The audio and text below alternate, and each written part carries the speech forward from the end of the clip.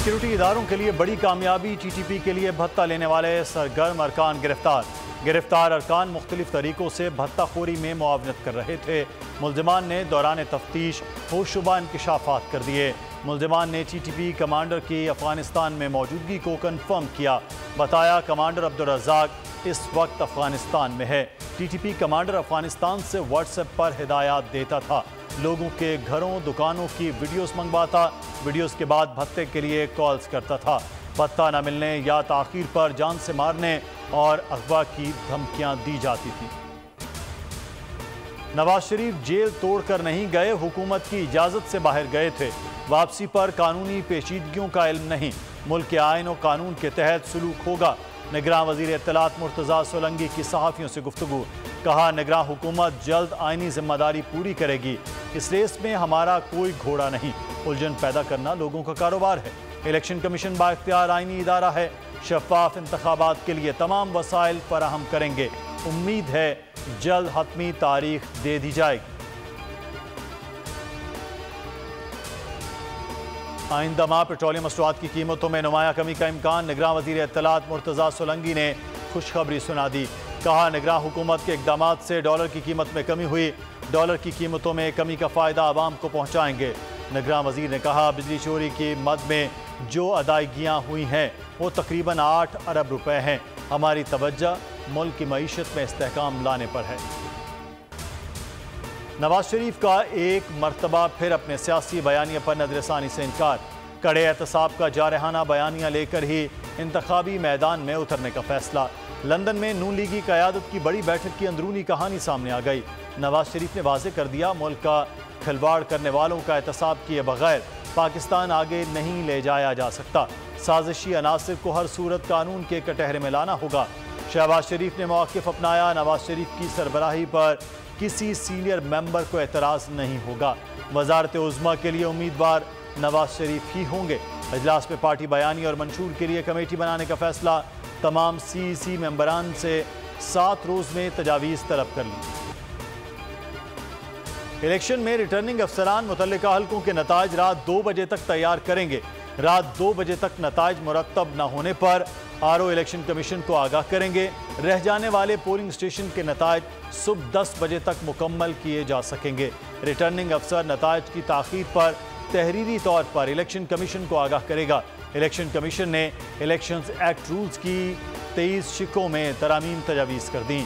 ترمیم کے مطابق پولنگ ڈے کے بعد موصول ہونے والے پوسٹل بیلٹ پیپرز کو گنتی میں شامل نہیں کیا جائے گا۔ الیکشن ٹریبونلز کسی پٹیشن کا فیصلہ 180 روز میں کر سکیں گے۔ الیکشن کمیشن نے سیاسی جماعتوں کے انٹر پارٹی انتخابات پر نگرانی سخت کر دی۔ 9.5 کروڑ پاکستانی انتہائی غربت کی زندگی گزار رہے ہیں۔ خراب معاشی حالات کی وجہ سے مزید 1.25 کروڑ افراد غربت کے جال میں پھنس گئے۔ عالمی بینک کی رپورٹ میں انکشاف، پاکستانی معیشت کی حالت پر شدید تشویش کا اظہار۔ کہا گزشتہ مالی سال غربت بڑھ کر 39.4% تک پہنچ گئی۔ عالمی بینک نے زور دیا زراعت اور ریل اسٹیٹ پر ٹیکس لگانے کے لیے اقدامات کیے جائیں۔ جی ڈی پی کے 7% کے برابر مالیاتی ایڈجسٹمنٹ اور بے جا اخراجات کم کیے جائیں۔ نواب شاہ میں قومی شاہراہ سکرن پر مسافر وین اور ڈمپر میں خوفناک تصادم، 20 سے زائد مسافر شدید زخمی، کئی کی حالت نازک۔ ریسکیو 1122 اور مقامی افراد مسافر وین میں پھنسے زخمیوں کو ریسکیو کرنے میں مصروف۔ زخمیوں کو تالکہ اسپتال سکرن منتقل کیا جا رہا ہے۔ مسافر وین مورو سے حیدرآباد جا رہی تھی۔ لاہور میں موسلادھار بارش، شہر پانی پانی ہو گیا، نشیبی علاقے زیر آب، سڑکیں ڈوبنے سے ٹریفک کی روانی متاثر۔ بارش سے Canal Road, Davis Road, Nicholson Road, Lakshmi Chowk, Nisbet road, جی پی او چوک، گلشن راوی اور مزنگ ڈوب گئے۔ سروسز اسپتال، جناح اسپتال اور جنرل اسپتال کی نئی ایمرجنسی زیر آب۔ سب سے زیادہ بارش لکشمی چوک میں 132 ملی میٹر ریکارڈ کی گئی، گلشن راوی میں 128، قرطبہ چوک میں 120 ملی میٹر پانی برس گیا، گلبرگ میں 113، پانی والا تالاب میں 101 ملی میٹر بارش ریکارڈ کی گئی۔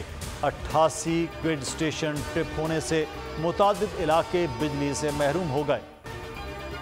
کراچی کے علاقے اورنگی ٹاؤن میں کار پر پولیس کی فائرنگ سے نوجوان جاں بحق۔ پولیس حکام کے مطابق اہلکاروں نے چھالیا سے بھری گاڑی روکنے کی کوشش کی، گاڑی نہ رکنے پر اہلکاروں نے گولی چلا دی۔ فائرنگ سے گاڑی چلانے والا شخص مارا گیا۔ گاڑی سے گٹکے میں استعمال ہونے والی چھالیاں برآمد ہوئی۔ گاڑی کے ساتھ چلتا موٹر سائیکل سوار فائرنگ کرتے ہوئے بھاگ نکلا۔ حکام کے مطابق گاڑی پر فائرنگ سے ہلاکت کی تحقیقات جاری۔ رانی پور میں کمسن گھریلو ملازمہ فاطمہ کے قتل کا ملزم پیر فیاض شاہ اور منصور 5 روزہ جسمانی ریمانڈ پر پولیس کے حوالے۔ ملزمان کی سخت سیکیورٹی میں انسداد دہشت گردی عدالت میں پیشی۔ پولیس نے 14 روزہ ریمانڈ کی استدعا کی۔ پیشی کے بعد ملزمان تھانے منتقل۔ فیاض شاہ سمیت 8 ملزمان حویلی میں مریدوں کو جمع کرنے فاطمہ کے کیس پر اثر انداز ہونے کے مقدمے میں بھی نامزد۔ پاکستان کرکٹ ٹیم کے ویزوں کے اجراء میں تاخیر۔ پاکستان کرکٹ بورڈ کا انٹرنیشنل کرکٹ کونسل سے رابطہ۔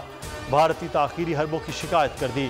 بتایا پاکستانی کھلاڑیوں اور آفیشلز کو 26 ستمبر کو بھارت جانا ہے، تاحال ویزے جاری نہیں کیے گئے۔ آئی سی سی ویزوں کے اجراء میں کردار ادا کرے۔ آئی سی سی ون ڈے رینکنگ میں بھارت نے پاکستان سے نمبر 1 پوزیشن چھین لی۔ بھارتی ٹیم کرکٹ کے ٹیسٹ اور T20 کے بعد ون ڈے میں بھی پہلے نمبر پر آ گئی۔ بھارت نے نمبر 1 پوزیشن آسٹریلیا کے خلاف پہلے ون ڈے میں کامیابی کے بعد حاصل کی۔ آئی سی سی رینکنگ میں بھارتی ٹیم کے پوائنٹس 116 ہو گئے۔ پاکستان 115 پوائنٹس کے ساتھ دوسرے، آسٹریلیا 111 پوائنٹس کے ساتھ تیسرے نمبر پر موجود ہے۔